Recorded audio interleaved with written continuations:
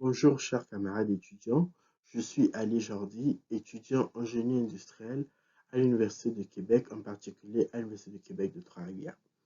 Je suis là pour vous présenter ma version 1.2 de mon sujet sur le thorium, le nucléaire vert. Donc nous passerons au vif du sujet directement pour savoir ce que c'est que le thorium. Alors, qu'est-ce que le thorium? Découvert en 1829 en Norvège, le thorium est un métal lourd radioactif qui appartient à la même famille chimique que l'uranium et le plutonium. Son étude débute dans les années 40 mais est très vite délaissée au profit de l'uranium car elle ne permettait pas la fabrication d'armes nucléaires. Et oui, on était en pleine guerre. C'est pour cela que le thorium a été retenu comme matière pour le traité de non-prolifération d'armes nucléaires, le TNP.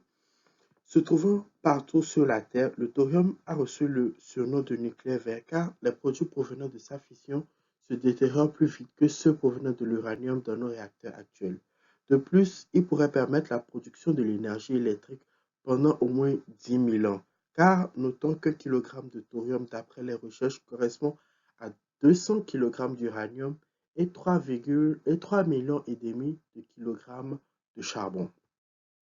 Le thorium étant fertile et non fissible, comme l'uranium utilisé dans nos réacteurs actuels, aura besoin d'être bombardé par un neutron de plutonium ou d'uranium encore, et les réactions en chaîne vont permettre la production de l'uranium 233. L'uranium 233 qui lui est fissible et permettra la production de l'énergie électrique.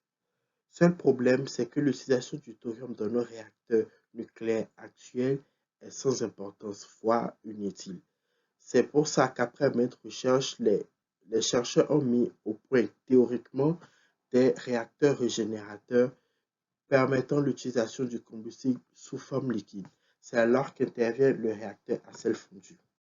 N'existant qu'à l'état de concept théorique, c'est-à-dire zéro prototype fonctionnel, le réacteur à sel fondu est le réacteur du futur. Il présente plusieurs avantages comme par exemple la surgénération, c'est-à-dire permettra la production d'uranium 233 en grande quantité puisque lui-même il en consomme. Il est recycleur à moindre coût, sans danger, c'est-à-dire automatique et fonctionne à pression atmosphérique normale. Alors, comment est-ce qu'il fonctionne? Quel est le fonctionnement de ce générateur à sel fondu? 18 mètres cubes de mélange de sel fondu et fluorure de lithium, de thorium et d'uranium est réparti entre la marmite du cœur et tout le reste du circuit où se produit un échange permanent toutes les 4 secondes. La réaction entre thorium et uranium va provoquer l'échauffement de ce liquide jusqu'à 800 degrés qui sera transporté au niveau de l'échangeur thermique par les pompes et provoquer ainsi l'activation de la turbine qui permettra la production de l'énergie électrique. Voilà en quelque sorte le fonctionnement.